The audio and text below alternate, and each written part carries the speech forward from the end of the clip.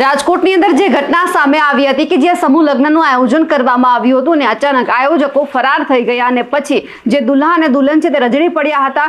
જે દુલ્હન છે તે પણ રાહ જોઈ રહી હતી કે આજનો લગ્નનો દિવસ હતો અને અચાનક જ્યાં લગ્નનું આયોજન કરવામાં આવ્યું હતું ત્યાં કોઈ જ નહોતું દેખાયું એટલે પરિવાર પણ ચિંતામાં મુકાયા હતા। હવે તેમને લઈને સૌથી મોટા સમાચાર સામે આવ્યા છે। નમસ્કાર, નિર્ભય ન્યૂઝ સાથે હું છું રિદ્ધિ। ક્યાંક નેતાઓએ વચન અને વાયદા આપ્યા હતા કે અમે તમારા લગ્ન કરાવીશું, પણ પોલીસ ત્યાં પહોંચી અને પોલીસે આ તમામ જે વરવધુ છે તેમના લગ્ન કરાવ્યા છે અને જે ખુલાસો કર્યો છે તે સાંભળીએ। અને એમની સાથે ત્યાં જે લગ્નની અંદર આવ્યા હતા તે માતા પિતા શું કહી રહ્યા છે, લગ્નની અંદર જે લોકો વરરાજાના પક્ષ તરફથી આવ્યા હતા કે પછી દુલ્હનના પક્ષ તરફથી આવ્યા હતા, લોકો આવ્યા હતા, તેમને સાંભળીએ। જે રીતના આયોજકો હવે સમૂહ લગ્નમાંથી ફરાર થયા છે ત્યારે જે ડીસીપી સજ્જનસિંહ પરમાર સાહેબ છે તે અહીંયા પહોંચ્યા છે। તેમના દ્વારા દીકરીઓ અને દીકરાના લગ્નની તમામ વ્યવસ્થા છે તે કરી દેવામાં આવી છે। ત્યારે તેમની સાથે જ સીધી વાત કરીશું। સાહેબ, જે આયોજકો છે તે છેતરપિંડી કરીને ફરાર થયા અને હવે પોલીસે છે તે આ કમાન સંભાળીને આ દીકરીઓના લગ્નની જે રીતના કહીએ કે તૈયારીઓ કરી છે। હા, આ 28 યુગલોના સમૂહ લગ્ન આજે થવાના હતા, પરંતુ જેવા કન્યા પક્ષ વરપક્ષના લોકો અહીં આવ્યા તો જોયું કે પૂરતું આયોજન હોય એવું લાગતું નથી। તો મુખ્ય આયોજક જે હતા એનો સંપર્ક કરવા અહીંયા હાજર નહોતા અને એનો સંપર્ક પણ થઈ શકતો નહોતો। તો પછી ધીમે ધીમે એ લોકો વિખરાવા માંડ્યા। તો એ દરમિયાન પોલીસને ખબર પડી તો પીઆઈ, એસીપી, ડીસીપી અમે બધા અહીંયા આવી ગયા। અને મેઇન વસ્તુ તો આમ નાગરિકની પણ એવી જવાબદારી છે કે આવું જ્યારે સામાજિક જવાબદારી નિભાવવાની આવે તો નિભાવી। તો અમે તો પોલીસ છીએ, હંમેશા અમારે તો સામાજિક જવાબદારીઓ નિભાવવાની જ છે। તો અમે એ લોકોને કન્વિન્સ કર્યા છે કે ભાઈ તમે જો ઈચ્છતા હો તો તમારા જે પણ ડેકોરેમમાં સમૂહ લગ્ન થવાના હોય એ જ ડેકોરેમમાં પોલીસ દ્વારા અમે આ સમૂહ લગ્ન સંપન્ન કરાવીએ। તો એ બાબત કન્વિન્સ થઈ ગયા છે અને હાલમાં ચોરીમાં વરરાજા અને કન્યા આવી ગયા છે અને બીજા અમુક કપલ જે છે મંદિરોમાં પહોંચ્યા છે લગ્ન કરવા માટે, તો એને પણ બોલાવીને અત્રે જ લગ્ન સંપન્ન થાય એવી વ્યવસ્થા અમે ચાલુ કરી છે। સાહેબ, જે આરોપીઓ છે જે રીતના કહીએ કે જે અહીંયાથી ફરાર થયા છે દીકરીઓ સાથે આ રીતની છેતરપિંડી કરીને, આના ઉપર કયા પ્રકારે કાર્યવાહી કરવામાં આવશે ને ફરિયાદી તરીકે કોને લેવામાં આવશે? ફરિયાદી તરીકે આ વરપક્ષ કન્યા પક્ષમાંથી કોઈને લેશું, પરંતુ મેઇન વસ્તુ તો એવી પણ જાણવા મળી છે કે આ ઘણી વખત આયોજન કરે છે। ગયા વર્ષે પણ કર્યું હતું, ત્યારે કોઈ કપલને કરિયાવર આપ્યો નહોતો, તો એને આ વખતે એવું કીધું કે તમે આ સમૂહ લગ્નમાં આવશો ત્યારે આપીશું। એટલે એ પણ જાણવા મળ્યું કે આની આ ટાઈપની એમો છે કે દાન ઉઘરાવીને પછી સારો પ્રસંગ જેને સંપન્ન કરવાનો છે એ લોકો આવી જાય ત્યારે એ રખડતા ભટકતા થઈ જાય ને પોતે ફરાર થઈ જાય। જે રીતના જોયું કે પોલીસ પ્રજાના મિત્ર આ સૂત્રને સાર્થક કરતું હવે રાજકોટ પોલીસે છે તે કામગીરી કરી છે ને રાજકોટ પોલીસ દ્વારા આ જે દીકરીઓના સમૂહ લગ્ન છે તે કરવામાં આવી રહ્યા છે। જે આરોપીઓ જે અહીંયાથી ફરાર થયા છે તેને પકડવા માટે પણ પોલીસે તજવીજ છે તે હાથ ધરી છે। રાજકોટમાં એક જગ્યાએ સમૂહ લગ્નનું આયોજન કરવામાં આવ્યું હતું, જ્યારે 28 જેટલા જાનૈયાઓ આ લગ્નની અંદર પહોંચ્યા ને ખબર પડી કે જે આયોજકો હતા તે અહીંયાથી ફરાર થઈ ગયા। ત્યારે જે મારી પાછળના દ્રશ્યો છે કે રાજકોટમાં કહીએ કે એક મોટા પાયે છે તે સમૂહ લગ્નનું આયોજન છે તે કરવામાં આવ્યું હતું, જ્યાં આગળ જાનૈયા પોતાની સાથે જ જે આયોજકો હતા તે ફરાર થઈ જતા જેટલા પણ જે કહીએ કે 28 જેટલા જાનૈયાઓ છે તે હવે રજડી પડ્યા છે। જે દ્રશ્યો હું આપને દેખાડી રહ્યો છું કે આજ એ જ જગ્યા છે કે જે આગળ છે તે સમૂહ લગ્નનું છે તે આયોજન કરાયું હતું। ત્યારે અહીંયા જે પધારેલ વ્યક્તિઓ સાથે પણ વાત કરીશું। આ સમૂહ લગ્નનું આયોજન હતું, આયોજકો છે તે અહીંયાથી નીકળી ગયા છે, શું કહેશો? બહુ ખરાબ આ બનાવ છે। માણસોના સમૂહ લગ્નની અંદર વિશ્વાસ ઉઠી જશે અને આવા જે સામાજિક કાર્યક્રમો થતા હોય તો સમાજના જે આગેવાનો હોય એણે પણ આમાં ધ્યાન દેવું જોઈએ।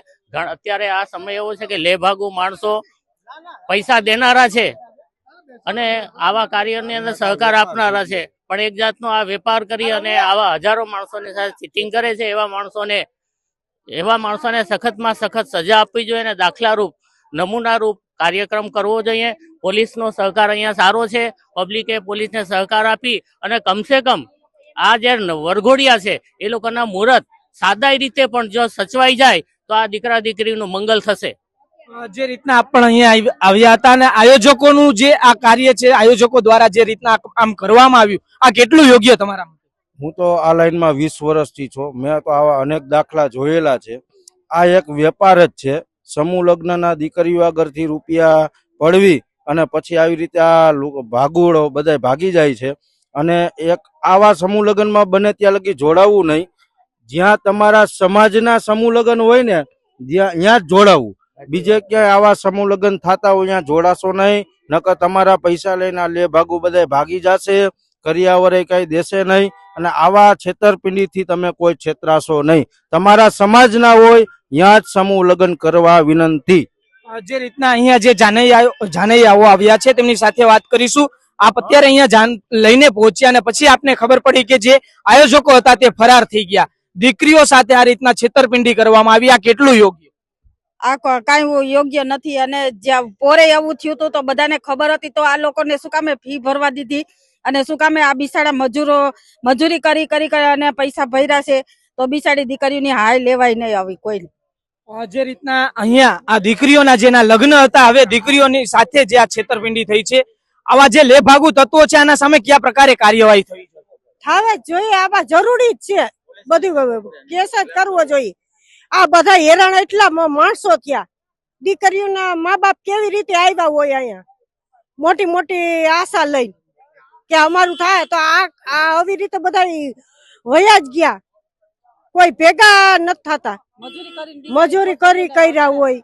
આ લોકોના પૈસા લઈને જે આયોજકો ફરાર થયા છે, આને કેવી સજા થવી જોઈએ કે દીકરીઓ સાથે આ પ્રકારનું વર્તન કરવા?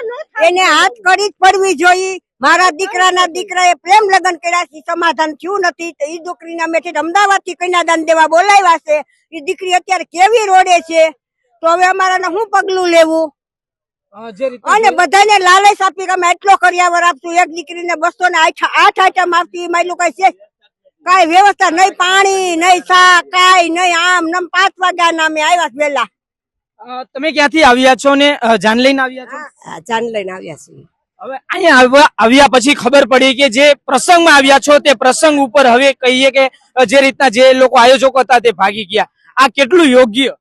યોગ્ય લાગે જ નહીં ને, આવી રીતે કરાય જ નહીં ને. આગળ એક ભાઈ ને તો એટક આવી ગયો, અટાણે મા બાપ વગરની દીકરીઓ આમાં હોય, હેરાન કેટલી થતી હોય. એને તો કડક સજા મળવી જોઈએ ને, ભલે જલમ ટીપ પડે. હું તો કહું ભાગવો ન જોઈએ ને, ગમે ત્યાંથી પકડીને હાજર કરો.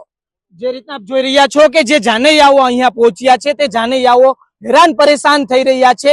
જયારે આટલી દીકરીઓના લગ્ન હોય અને દીકરીઓના મા બાપ જે રીતના કહીએ કે પોતાની ખૂન પસીનાની મહેનતનો પૈસો જયારે આમાં કહીએ કે રોક્યો હોય અને તે પછી ખબર પડે કે જે આયોજકો છે તે સ્કેમ કરીને ચાલ્યા ગયા, ત્યારે આવા જે આયોજકો છે, જે લોકો આ રીતના દીકરીઓને પણ છેતરવામાં છોડતા નથી, જે કહીએ કે જિંદગીનો એક અનમોલ પ્રસંગ કહેવાય, આ પ્રસંગની અંદર દીકરીઓને છેતરવામાં આવી છે. ત્યારે આવા જે નરાધમ કહીએ કે જે આયોજકો છે, જે લોકો આવા આયોજકો છે, તેના સામે સરકારે ખાસ કરીને કડક પગલા છે તે લેવા જોઈએ. કેમ કે આવા બનાવોથી બીજા જે સમૂહ લગ્ન કરતા હોય છે ને સામાજિક આગેવાનો, તેની પણ છાપ સામે જે રીતના આંગળીઓ છે તે ઉઠી જતી હોય છે. ત્યારે જે રીતના આ રીતના જે વર્તન કરવામાં આવ્યું છે, ત્યારે પોલીસનો મોટો કાફલો પણ અત્યારે અહીંયા પહોંચ્યો છે અને પોલીસ સહકાર કરી રહી છે કે જે જાનૈયાઓ અહીંયા જાન લઈને આવ્યા છે તે લોકો અહીંયાથી ખાલી હાથે પાછા ન જાય.